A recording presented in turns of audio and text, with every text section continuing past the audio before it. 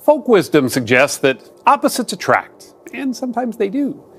But our relationships with others aren't always that predictable.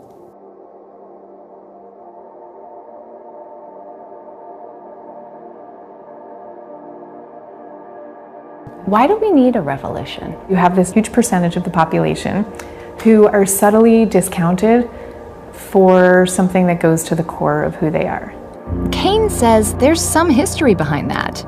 You talk about moving from a culture of character to personality. Yeah, the culture of character was in the 19th century when we lived in small towns alongside people that you pretty much know in all your life. And so people could judge each other in terms of who the other person really was. But then in the 20th century, when you had industrialization and people moving out into the cities, and suddenly they're living alongside strangers who they needed to impress really quickly, what became important was what kind of a first impression do you make? You're all soggy. While all couples have their ups and downs, for Randy, their problems seemed insurmountable. I felt sort of exhausted from just being in a relationship. Being in a relationship at all, or in a relationship with Brian? In a relationship with Brian.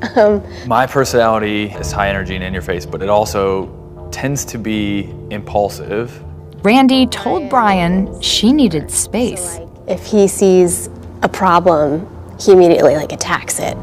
And I was like, just stop. So they split up. It all boiled down to a clash of personality. I am far in the extrovert camp, yeah. And where are you on that scale? I always considered myself an introvert.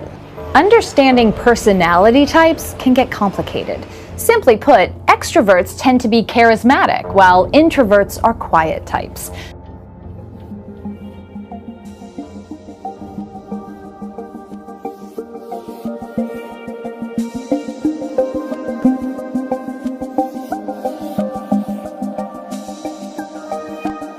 Extroverts are hailed as good talkers. Introverts, on the other hand, are usually the ones listening. While extroverts recharge their batteries through interaction with others, introverts re-energize when they're alone. Introverts contribute so much to society because of who they are, not in spite of who they are. Author Susan Cain wrote a bestseller that struck a chord by bringing attention to the oft misunderstood introvert. A third to a half of the population are introverts. The book's success led to a TED Talk speech, which today has over 19 million YouTube hits. Now Cain leads a movement she calls the Quiet Revolution.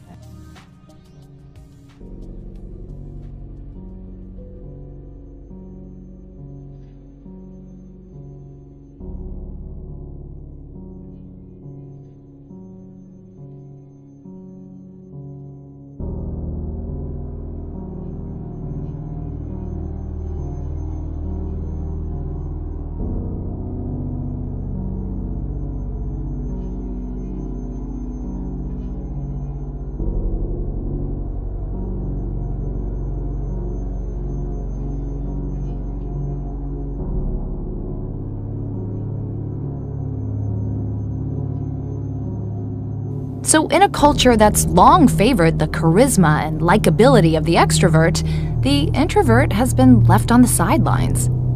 If you went through the thousands and thousands of letters that I get, the word you would see most frequently is the word permission. Finally, I have permission to be who I am. Do you think we'll ever get to the point where people are, shushing extroverts at the conference table? I could see it actually honestly being like a revenge of the introverts.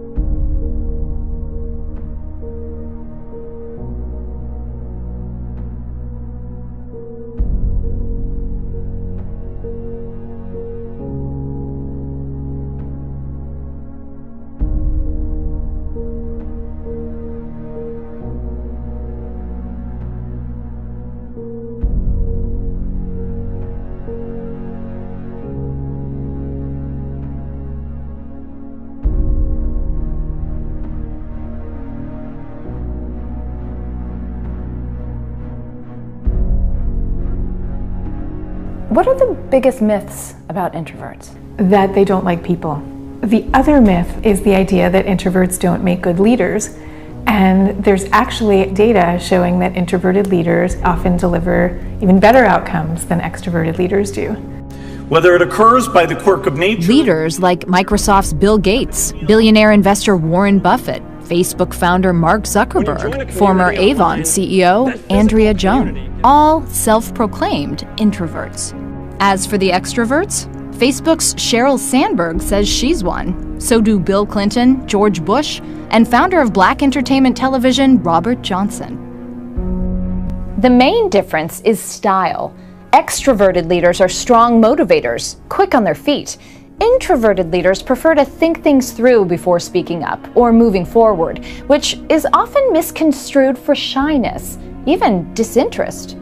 When introverts aren't supported, what do we miss out on? We're missing out on half the population to begin with. Introverts tend to be passed over or not groomed in the first place for leadership positions, and that's one of the things that we really want to fix. How many of you would describe yourselves, let's say, as extroverts first?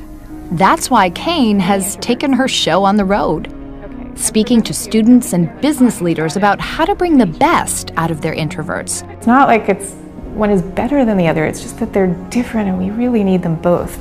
And, says Scott Barry Kaufman, this is true in most aspects of our lives. What about in personal relationships? Over the long haul, both partners do tend to kind of meet each other in the middle somewhere. But at kind of the earliest stages of relationships, you can have like a very extrovert part, a very introvert part, and they can make a really great match because they are seeing something in each other that they don't have.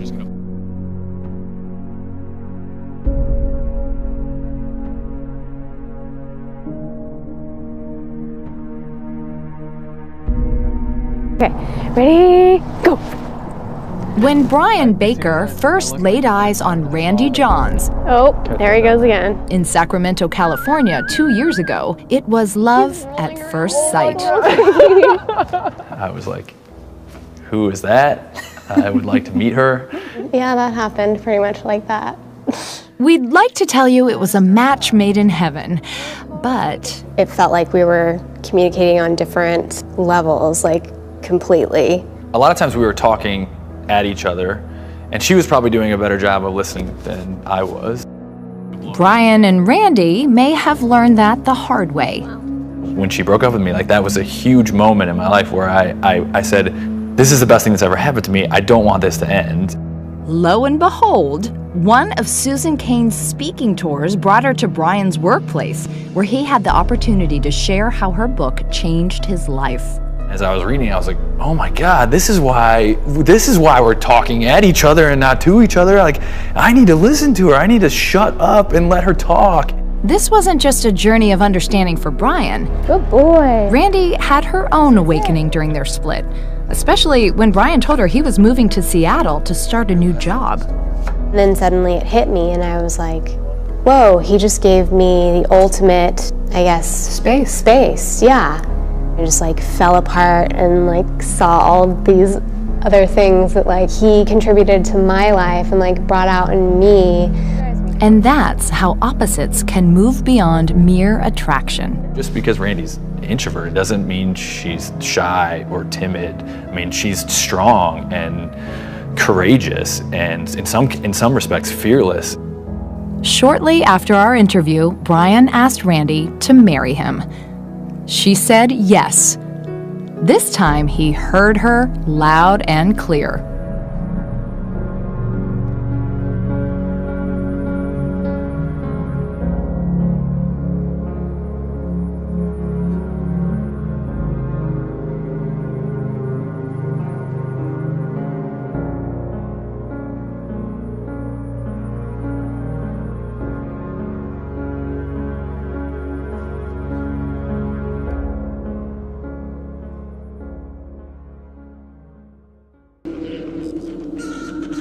This evening, I have authorised British Armed Forces to conduct coordinated and targeted strikes to degrade the Syrian regime's chemical weapons capability and deter their use. We are acting together with our American and French allies. My fellow Americans, A short time ago, I ordered the United States Armed Forces to launch precision strikes on targets associated with the chemical weapons capabilities of Syrian dictator Bashar al-Assad.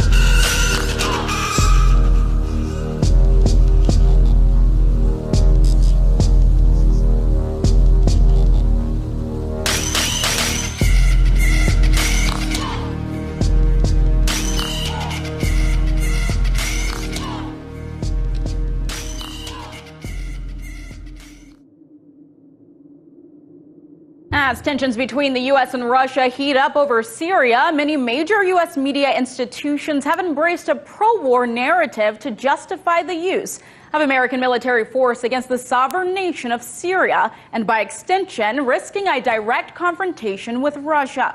A recent article from Fairness and Accuracy in Reporting, titled "Major Papers Urge Trump to Kill Syrians, Risk World War III."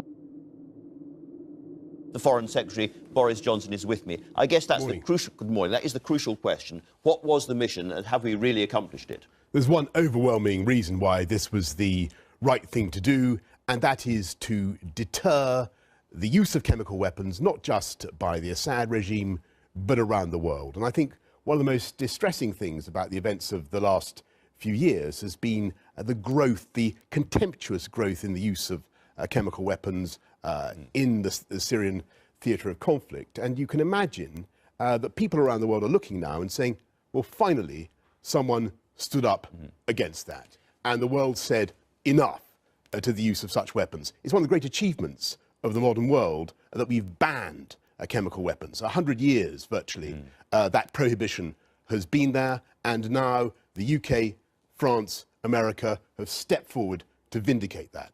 But it's also clear that because we had to warn the Russians in advance of what we were doing, so we didn't kill lots of Russians and start World War III, they will have told Assad he has moved stuff out. Do you think he still has weapons capability of that nature?